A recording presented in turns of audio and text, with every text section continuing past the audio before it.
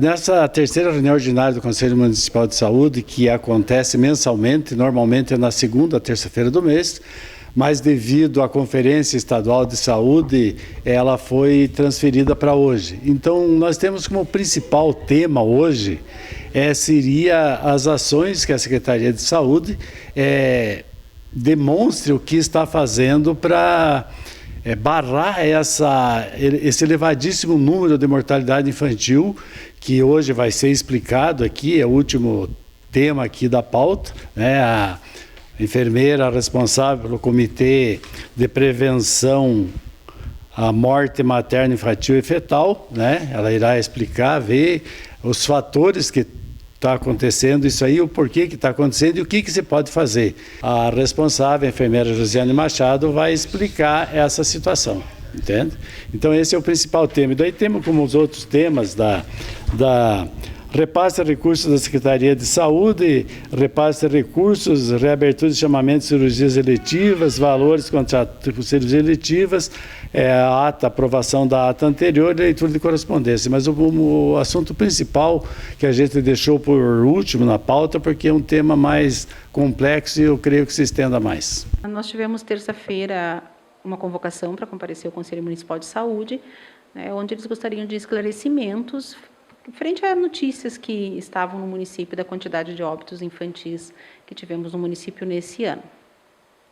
Eu sempre digo que a informação é importante, só que às vezes a informação traz desinformação, porque corri em redes sociais que nós havíamos tido 18 óbitos infantis e, né, graças a Deus, não é a realidade. E, infelizmente, nós tivemos 9 óbitos até esse momento, mas esperamos não chegar nem perto dos 18. E tivemos uma morte materna.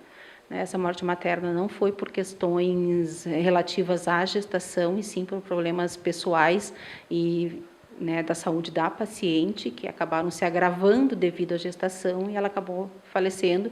O bebezinho nasceu prematuro, mas já deu alta, está com a família, né, dos tios que o acolheu. E em relação aos óbitos infantis, nós tivemos alguns óbitos que foram prematuros, de 9, 7 são prematuros e por condições maternas, ou seja, são algumas patologias que as mães têm que acabaram acarretando num parto prematuro e devido à prematuridade acabam tendo intercorrências de saúde, outras situações que levam o bebê a falecer. Nós tivemos um óbito inevitável, que era uma criancinha de 4 meses que nasceu com uma síndrome rara o ano passado ainda. A expectativa de vida dela já era de no máximo 2 anos, e ela acabou falecendo em abril, e esse era inevitável, era uma questão de tempo, infelizmente não tinha o que fazer, porque era uma síndrome rara com várias restrições e malformações. Em relação aos causas desses óbitos, a gente teve 2 por incompetência de colo. O que é isso? A mãe tem um colo do útero que não consegue anatomicamente suportar o crescimento do bebê, né? Essas 2 pacientes foi feito um procedimento que se chama cerclagem, que é, traduzindo, a gente costura o colo para segurar. Só que, infelizmente, os 2 bebezinhos vieram a óbito. Uma dessas mães se evadiu do hospital em Pato Branco, ela tinha que ficar internada para tentar levar mais adiante a gestação. Ela fugiu do hospital, se negou a receber atendimento aqui em Palmas também. Então, além dela ter a condição de saúde que já levava a um parto prematuro, ela não ficou internada como deveria por opção própria. E, infelizmente, o bebezinho acabou nascendo e indo a óbito porque era muito prematuro. Nós tivemos 2 casos que é por pressão alta materna. Uma das mães, inclusive, teve uma crise muito grave, ela acabou ficando a mãe na UTI, né?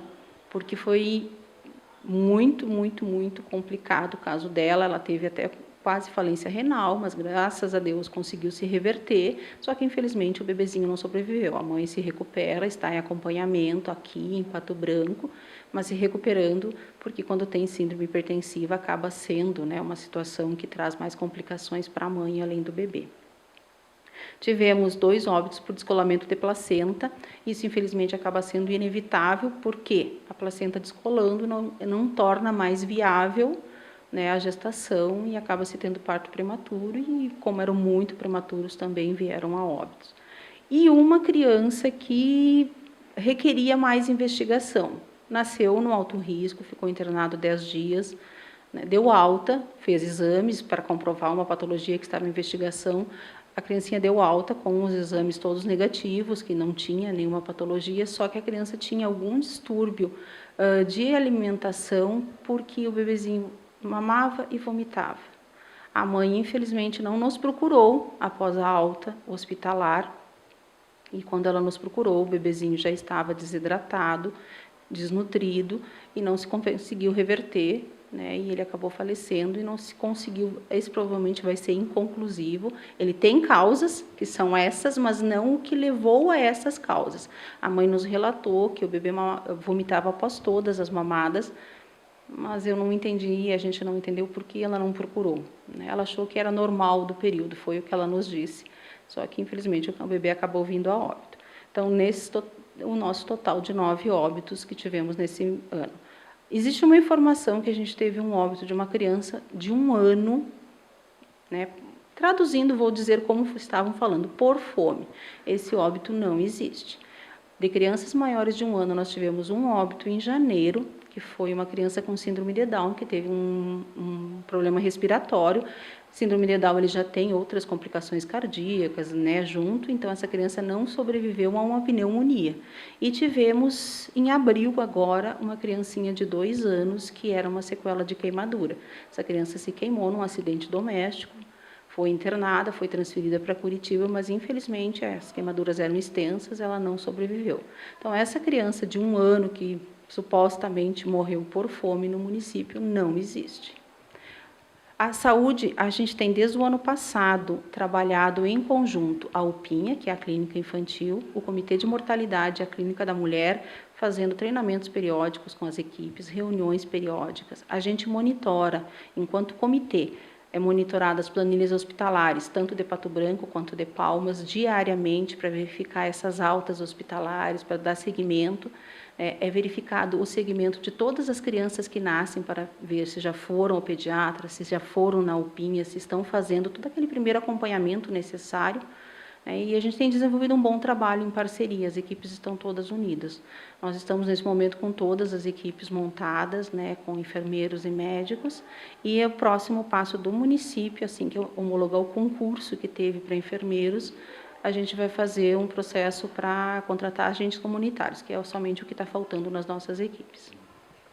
Então, esses índices, apesar de ser um pouco alto relativamente aos outros anos, não está ainda demandando de uma análise mais criteriosa, porque, como a senhora já salientou, os trabalhos estão sendo realizados tanto com as mães, como também com os bebês.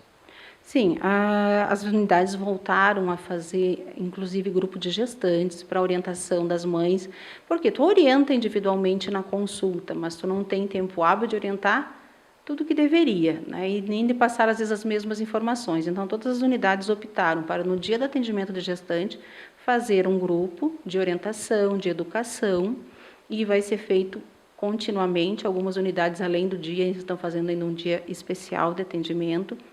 E assim, nós tivemos sexta-feira passada uma reunião na 7ª Regional, o município, o comitê, a coordenação da saúde da mulher, a nossa secretária de saúde e os 2 hospitais, os representantes aqui do Santa Pelissari e os representantes do São Lucas, para ordenar algumas questões que a gente estava encontrando dificuldade, como o ambulatório do alto risco.